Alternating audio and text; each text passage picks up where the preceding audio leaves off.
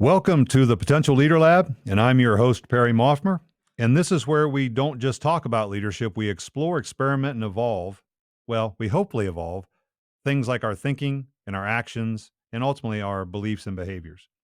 Now, this isn't your typical leadership podcast. I don't throw around feel good quotes or teach how to climb the corporate ladder. We hear about evolution, figuring out what it really takes to unlock the leader already inside of you, because we believe that leadership is not reserved for people with titles or authority. It's about action and influence and owning moments when leadership is required and taking the action required. This lab is for those who are ready to challenge themselves, push boundaries, and face the brutal truth about what it means to lead. And it is really for those relentless few willing to bleed for their own evolution. It's messy and uncomfortable at times, and sometimes it's brutally, painfully honest, but that's where the real growth happens. Leadership is not something you become, it's something you do. And here in the lab, we're going to explore and experiment how you do it. So if you're ready to unlock the potential you already have and embrace leadership as a moment-to-moment choice, let's start exploring. So today, we're going to talk about one of my favorite topics. How much truth can you stand? And this is a special interest to me because of the work that I do. Because one of the things that I routinely repeat time and time and time again when I'm talking with people about situations and strategy and issues around interpersonal things, I say the only thing we have to do is have a profound relationship with reality. That's it. It's the only thing we need to do. So we're going to cut through the noise. Truth is uncomfortable. Most people run from it. Leaders, the real ones, don't just face the truth, they seek it out. But here's the thing, truth isn't pretty, and it's sure as hell not easy. And you have to ask yourself, are you willing to hear it? Now, I will say, truth is relative in the sense that we're talking about it. We're not talking about many absolute truths here. We're not talking about gravity. We're not talking about science. We're not talking about engineering and architecture. We're not talking about any hard skill. We're talking about leading. So when we talk about truth, the hard reality of truth is that my truth as a leader is the perception of other people. That's what makes it so hard, because it doesn't matter what I meant to say. It doesn't matter what I intended. All that matters is what was received and how that person received it. And there's a balance that we have to strike there. So in this episode, we're diving into why leaders have to confront the truth, even when it shakes you to your foundation. And we'll explore the challenges around truth and why the need to be right is probably might be killing your growth, and how wisdom comes from questions, not answers. Now, again, this is not about feel-good leadership tips. This is about the raw reality of leading. If you're not open to the truth, I would argue you are not leading. So, the unbearable weight of truth, how much can you handle? The truth is heavy. And Irvin Yalom said it best, every person must choose how much truth they can stand. That's the wonderful thing, because we talk often about choice. This is not a must. This is a choice. You choose how much truth you can stand. The truth isn't some soft, abstract concept. It's brutal, raw, and it's often the last thing we want to hear. But as a leader, you don't have the luxury of avoiding it if you want to lead effectively. Truth forces us to confront who we really are, not the version we want other people to see. And most people aren't really ready for that level of confrontation. There's a number of assessments. I'm sure many of you have done a 360 assessment, or there's informal ones like Johari's window. There's all types of ones where we can try to find our blind spots. And blind spots are called blind spots for just that reason. We don't see them, right? And there's also two types of self-awareness. One is I know myself, which, and by the way, you can have both one or the other or neither of these, right? So one is we know ourselves. The second is we know how we're perceived by others. Those are two different types of self-awareness. And as a leader, if you want to lead effectively, you're going to want to pursue both. Most of us know, I won't say most of us, a lot of us think we know who we are, that could use a little more exploration as well. But oftentimes the only way to know how we're perceived by others is to ask. And you have to find those people. There's a rare breed out there that you want to have some of them in your circle that are truth tellers in a way that you can hear it. And so what I mean by that is it's all about intent. You want to find some people who will tell you how you're perceived by other people in a way that's constructive, in a way that you can hear it. And that depends on each of us. Like we all hear things differently. So when you ask for feedback, by the way, this goes to the point of why questions are more powerful than answers. You need to really be specific in how you frame your request for feedback, because most of us will just say, well, can you give me feedback on this meeting? Or can you give me feedback on this or that? Or how can you give me feedback on my leadership? If you're not specific, you're relying on the other person to further define the question. So not only do you want to talk about the specific areas in which you want feedback, you want to talk about why you want the feedback, what you're going to do with it, and most importantly, tell them how you best take feedback. So you're going to have to sit down and think about, how do you best like to receive feedback so it's meaningful and beneficial?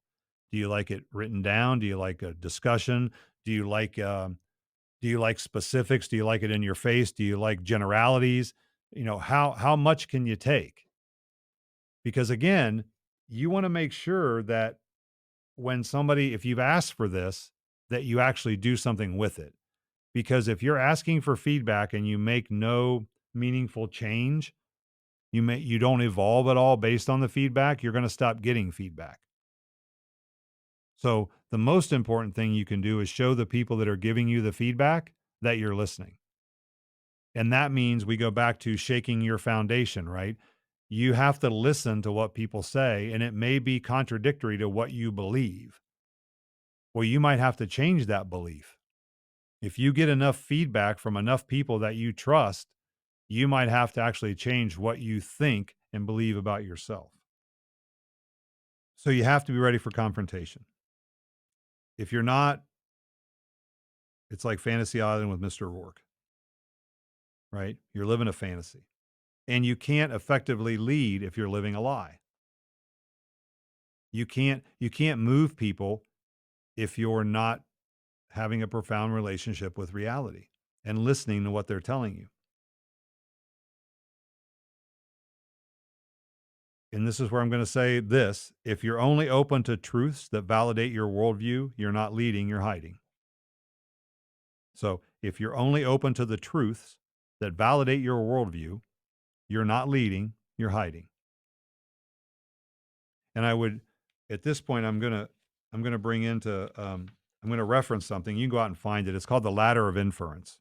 And for those of you watching, looks something like this, right? So you can go out and find it. You can Google it. A bunch of images will come up. And essentially you have this ladder, and at the bottom, it starts at the very bottom with the wide observable ground of objective reality. So it has this thing at the bottom. It's wide, it's a pool, right? Then we select data, then we create meanings about the selected observations. Then I make assumptions based on the meanings I've created. Then I draw conclusions, and then I build my beliefs, and I take actions. So if you think you're working your way up the ladder. Now the challenge is when we get up to the top and we talk about our actions, there's something called a reflexive loop. And that's where, instead of going all the way back down to all of the observable data down here, we go back to the selected data. So this is the very description of confirmation bias, right?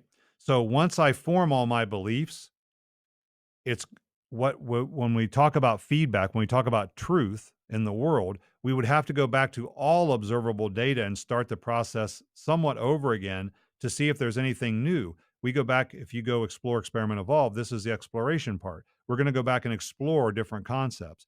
But if we don't go back to the very bottom to everything and we just go back to what I've already selected as my data points, I'm just reconfirming what I already know. So I'm going to reach the same conclusion, by the way. So that's why I say, in this area, if you're only open to a truth that validates your current worldview, your frame, the things you believe about yourself and others in the world, if that's all you're going to do, if you're going to discard anything that doesn't validate that, then you're not leading, you're hiding. because that would assume just think about what that means. What that means is that you're right. That's what it means. It means that you're never going to learn anything new. It also means you don't have a growth mindset. There's a little bonus there. You do not have a growth mindset, which I don't believe. I believe that 90% of the people who say they have a growth mindset don't actually have a growth mindset, because in a growth mindset, failure is an inevitability, and failure is about being wrong. Failure is at its very core means you were wrong. You didn't do something correctly. You had it, your assumption was incorrect. That's not fatal. And doesn't mean you can't lead, and it doesn't mean you're a bad person. What it means is you didn't get it right. That's okay. This isn't Lake Wobegon. We're not all above average. But if that's what we believe, if we're never changing, I mean, when's the last time you changed a belief? Think about it. If you have never changed your beliefs about yourself, about others, about business, about the world, if you can't think of the last time you've changed a belief, you do not have a growth mindset. You are not growing, you are dying. Because you're taking in no new information. So you set it and forget it. This is what I believe. On to the next thing. That's not leading, that's hiding. You're doing more damage than good to yourself and everybody else. Leaders face the truth even when it makes them question everything they thought they knew. That's leading. Leading is charging headlong into that exploration, being open to what you might find out, because you're anxious to learn, you're curious, and your curiosity starts with your curiosity about yourself and your beliefs and challenging those. We're very good at challenging other people's beliefs. We're not so good at challenging our own. And just understand, the need to be right is the enemy of growth. Albert Camus said, and I love this quote, "The need to be right is the sign of a vulgar mind." The need to be right is the sign of a vulgar mind. The need to be right is simply protecting our ego. End of the story. It, if you, I'm going to say this and it might piss you off, but if you need to be right all the time, you are so insecure. You are so insecure and thin-skinned if you need to be right all the time. It's not strength. That's not strength. Going around being a pompous ass thinking you're right all the time is not strength. It's insecurity. It's thin-skinned. It's a fixed mindset, by the way. It is definitely the opposite of a growth mindset. Because certainty is a trap. Because the minute you start believing you have all the answers, your growth has stopped. You can't learn what you think you already know. So if you're a leader and you're not learning, if you're not reading, if you're not listening to things, if you're not incorporating new information into your decision-making process, you are doing people a huge disservice. Step down now. If you're unwilling to do it, you're headed for disaster. Because you do not have all the right answers. Nor should you. That's not what leaders do. People that lead effectively create teams of people, very smart people, usually smarter than they are, to figure it out. They don't have to have all the answers. They don't have to be right. It's not about being right. It's about being open. Open to new ideas, open to criticism, open to being wrong. When you let go of the need to be right, you create space for growth. That's what a growth mindset is. Growth mindset is the belief that if I run into something that I don't understand or don't know how to do, that I have the capacity to learn. I can overcome that challenge. I can accept the fact that maybe I didn't know what I need to know about these things, but I can go figure it out and then move on. And I can continue to grow, hence a growth mindset. But things that grow don't stay the same. You can't grow and have the same opinions you had 36 months ago about everything and about everybody and about yourself and about those you care deeply about. If you do that, if you've not changed your beliefs or your behaviors, then you're not growing. You're probably avoiding them because you're insecure. That's what a fixed mindset is. A fixed mindset is, hey, I'm fully baked. So if I come up against anything where I can't achieve it, what am I supposed to do? I don't know what to do. This is it. This is what you get. This is my capacity. That's a fixed mindset. But leaders ask, not answer. I mean, I have this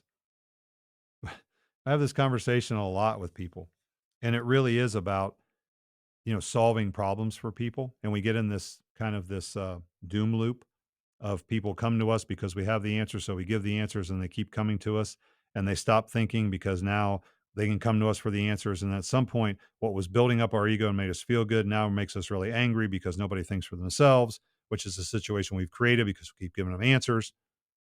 Right. So we're all in this doom loop. And then the biggest challenge with that as a leader is you're not building other leaders, you're building followers. And leaders don't create followers. Real leaders create leaders. They don't create followers. And every time you help somebody, quote unquote, by giving them an answer or by telling them what to do, you have relieved them of any responsibility. That's the other part of this. Now, if it doesn't go well, guess whose fault it is? Yours, not theirs. They're taking no accountability or responsibility for their actions because it's your decision. You're not helping, you're enabling. That's different. Helping's one thing, enabling something else. And I go back to ego because it feels good. This is for everybody. It feels good to have the answers. And then we rationalize it by saying we're helping people. We don't want them to get stressed out. We don't want them to fail. We want them to do well. So we continue to give them the answers and prop them up when we shouldn't. True wisdom lies in curiosity, not answers. So Milan Kundera said, "The stupidity of people comes from having an answer to everything. The wisdom of the novel comes from having a question for everything." We often say at Vistage meetings, you don't come there to get your questions answered. You come there to get your answers questioned. And most of us are so obsessed with being right, we forgot all about the power of questions. But that's where the wisdom lies. It lies in asking really big, beautiful questions, not giving answers. But we don't do that. We don't think like that. We don't default to that because for 18, 22, how many years you were in school, for some people 18, for some people 22, for some people 26, however long you were in a formal educational environment, you were rewarded for having answers.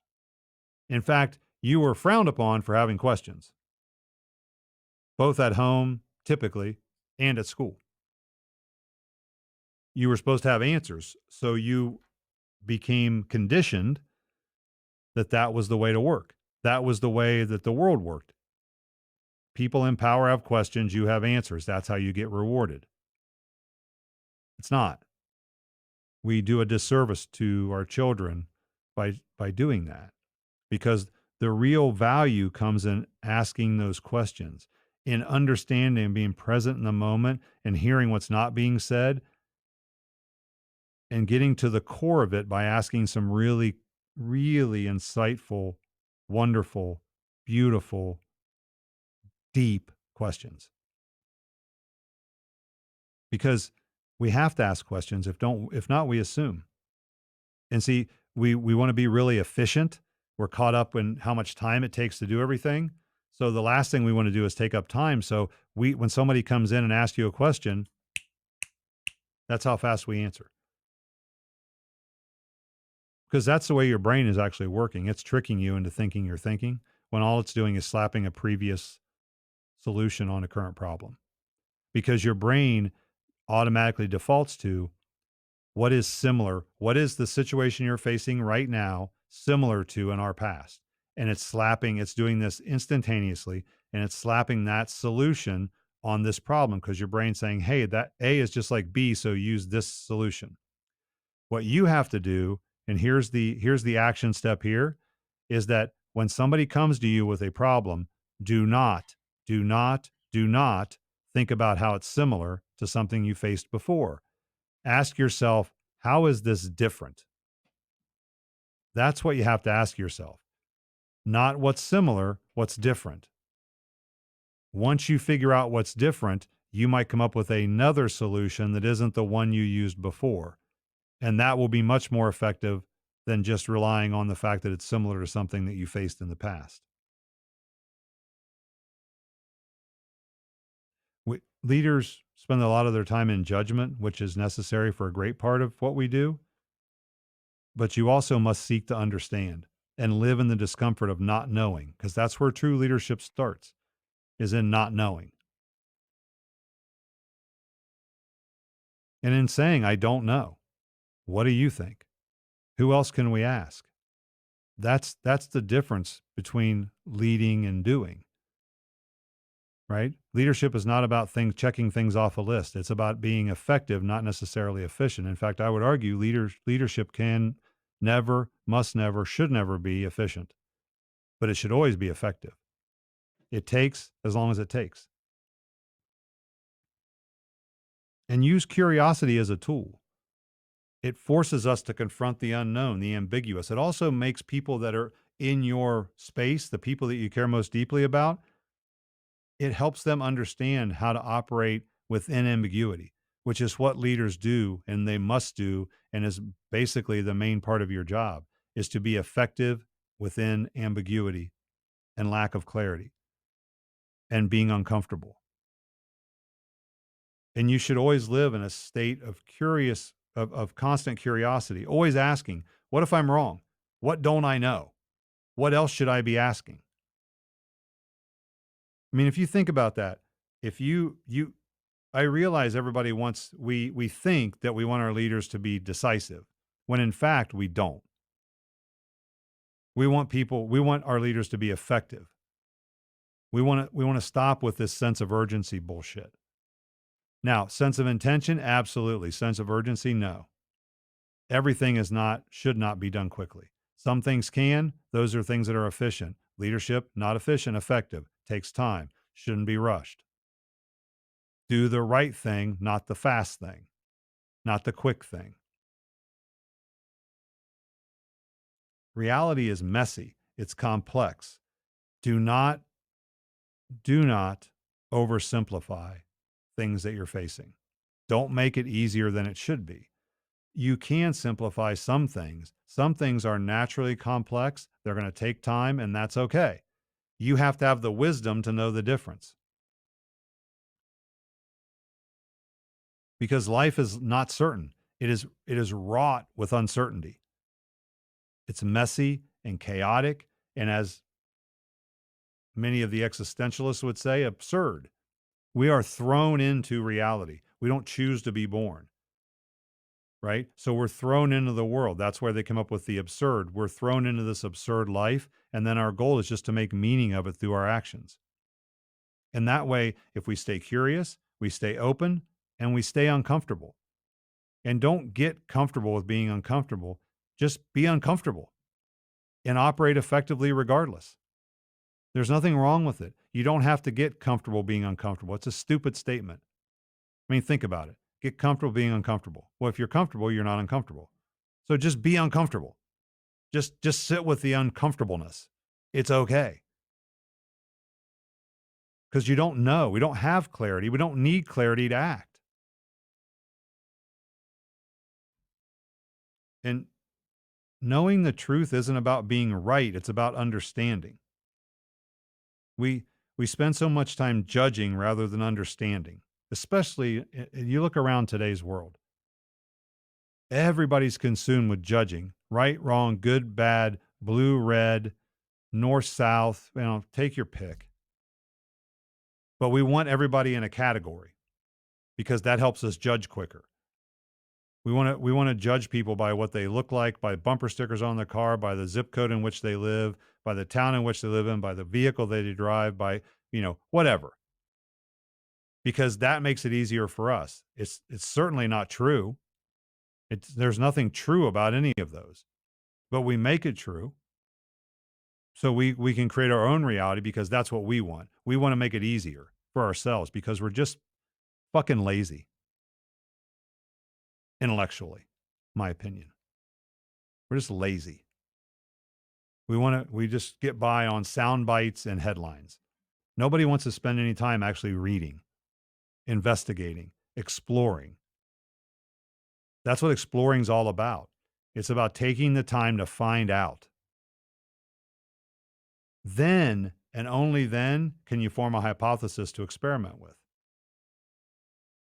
But it does take time, and it takes the ability to entertain something you may not necessarily have believed in the past. But again, nobody wants to do that. I'm convinced most people don't want to do it because now it's too closely tied to our identity. Now we're in the age of identity where, that's who I am. So that's not going to change, which is sad. Just sad. But I digress. But I will tell you, the moment you stop asking questions, the moment you stop thinking in questions is the moment you stop leading. See, I would argue that what you have to do, I had a friend of mine who emigrated from Russia, Soviet Union, back in the day, the Soviet Union. And he was telling me about a time when he remembered the first time he ever thought in English. He was on a plane. He said, I can remember it clearly. He goes, I started thinking, I was actually thinking in English. Now, I have no concept of what that feels like because I don't know a language that well, second language, because I'm an American. So I have one language because I don't have to learn another one. That's another lazy thing that I won't get into. But this is the same thing. As a leader, you have to develop the capacity to where you instantaneously, when anything's going on, you think in questions, not answers. That's where you can get to a truth because the truth is out there. We just have to ask the questions to find out what it is. But if we've trained ourselves to think in answers, that's where our opportunity is. Where our fear is, where our pain is, where our uncomfortableness is the opportunity. And that's the main thing. As if you want to lead and you want to create a better world for those you care deeply about, you will train yourself to think in questions. The first thing that comes into your mind when you hear somebody talking are the questions that you want to ask because you're curious. By the way, if curious on a spectrum, curious is on one end, judgment's on the other. If I'm judging, I can't be curious. And if I'm curious, I can't be judging. There's no right or wrong here, but you have to be able to effectively move up and down that spectrum because there are going to be bits of time during the day where judgment is required. You have to make a decision. Is this good, bad, right, wrong? I'm not saying you never do that, but you can't just sit down there on that end of the spectrum all day, every day. That should be where you visit. You want to be on the curious end of it and be able to exert some judgment when needed because the other way is really hard. If you're going to sit in judgment all day, you're never going to be curious because you need to understand the deeper layers of reality. There isn't just one reality because everybody's got their own version of it. And you have to ask questions to find out what that is. And it's about seeking understanding. Because if you're not seeking to understand other people, you're missing the whole point of leadership. It's about empathy and listening and digging deeper. And when you approach truth with a mindset of judgment, you're closing the door to any insight, any new possibilities, any true growth. You just slam the door shut. If you're approaching truth with a mindset of judgment, if you're trying to find the truth, you're closing that door. You slammed it, locked it, bolted it. The more you know, quote unquote, the more you know to be true, the less curious you're going to be. And as you probably well know by now, My viewpoint is this is all about humility, right? Understanding and curiosity requires humility because you have to admit you don't know. That's humility, which to me is the fundamental thing we're missing in most of society is some level of humility and empathy. Because even if, I mean, imagine, I see this a lot. You've got leaders and organizations who came up through the ranks in the organization, but they're still basing their opinions and thoughts and directions on things that they did 5, 10, 15 years ago that no longer operate like that because it's been so long since they actually did that kind of stuff that it isn't done the same now. There's different players, there's different processes, but they're still basing their decision making on the way they did it, on the way the world worked when they were in that position. And that doesn't exist anymore. All that matters is what matters is how it exists for the people that are doing it now. And if I don't have the humility and empathy to go down and hear that and listen to it and experience it firsthand and understand that it's different than when I did it and change my belief and my behavior, then I'm not leading at all. I'm not creating a better world for those that I care deeply about. But if you understand that, you can build trust, you can inspire growth, and you can create real meaningful impact. But judgment does nothing except create division. Judgment divides, understanding connects, humility connects, empathy connects. And that's what leaders do is all built on and around the foundation of connection. But it's all choice. And as a leader, you have that responsibility to choose truth, no matter how painful or uncomfortable it is for you. Your job is to find it, to choose it, to understand, not to determine it, to choose the truth. And I do believe we don't believe things because they're true. They're true because we believe them. So if that logic works for you, then you can choose to believe something else which makes that true. Because a lot of the stuff we're talking about in leadership isn't about universal truths, it's about people. It's about situations, it's about strategy, it's about business, it's about customers, it's about clients, it's about vendors, it's about suppliers, it's about relationships. There are no absolute truths there as much as you would like there to be because you want certainty, and certainty doesn't exist. Truth changes. What was true for an organization 5 years ago may not, should not, cannot be the truth for it now. At the rate of change that we're experiencing, how volatile, uncertain, and complex and ambiguous the world is, I hesitate to say it's even every 6 months, it's probably not the same. And if we're not willing and able to reevaluate those truths, to go out and explore, again, explore, experiment, evolve. That's why it works because all that's doing, we can never get rid of our biases. All we can hope to do is update them. That's what we're talking about doing. When we go back to the ladder of inference, right? We go back to this. All we're doing is continually updating our biases. We need biases to survive. We have to have certain biases to survive. We can never be bias free as much as we'd maybe like to be because we can't survive in the world without them, but we can do what we can do to update them. And that's what Explore, Experiment, Evolve does. It's the continual focus on updating our biases. Is what I thought yesterday true, still true? And we have the freedom and responsibility to do it.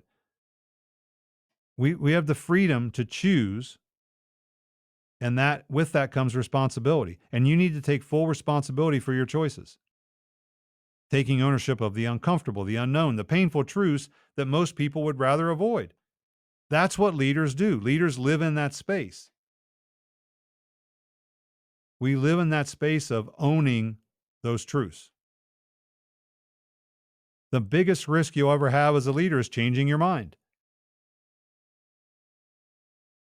but you have to do it. And you have to be, and I don't think you change anything. Again, I think words are important, but you can certainly evolve your view on things. Our view should always be evolving, given what's going on in the world, in our little slice of it. It's hard work. That's why so few people do it.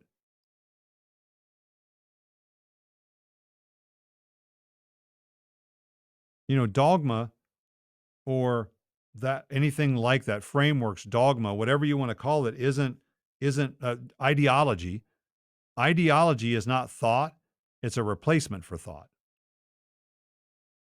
So look in the world and see where you see that now. I mean, you can see this all the time. People defending untenable positions. They're willing to ignore lots of things because it will challenge their worldview. Leaders don't do that. Leaders absolutely don't do that. Every day you will face the following choice. Do I confront the truth or do I hide from it? That choice alone defines who you are as a leader. It will also define the culture of the people that you influence. Because if you choose to confront the truth, that's one thing. If you choose to hide from it, that's entirely another. Because everybody knows which one of those you're doing. You're not fooling anybody. So we have to ask ourselves, how much truth can we stand? And understand that the need to be right kills growth, and that the wisdom of leadership lies in asking questions, not having answers. Understanding is always more valuable than judgment. You have a choice: run from the truth or embrace it. If you're serious about leading, you'll stop chasing certainty, stop judging, start understanding. The world needs leaders who are willing to hear the truth, no matter how uncomfortable it makes you. Leadership at its core is existential. It's about choosing responsibility, choosing truth, and choosing growth. So the question you ask yourself is, what will you choose? Because you're always at that moment of choice. Well, that's it for today's exploration. So now it's up to you to create your own experiments on the way to your own personal evolution, which is my hope for you. And remember, leadership isn't something that happens to you, it's something that you act your way into, you step into. And you have the tools, the influence, and the potential already. The only thing left for you to do is recognize the moment when leadership is needed and take action. So, what's your next move? Where will you step up? Leadership is not about waiting for permission. It's about recognizing that you're capable now. The question is, will you act? If you found today's lab session valuable, make sure to subscribe, share, and keep coming back for more raw, unfiltered conversations on how to unlock the leader within you so you can create a better world for those you care deeply about.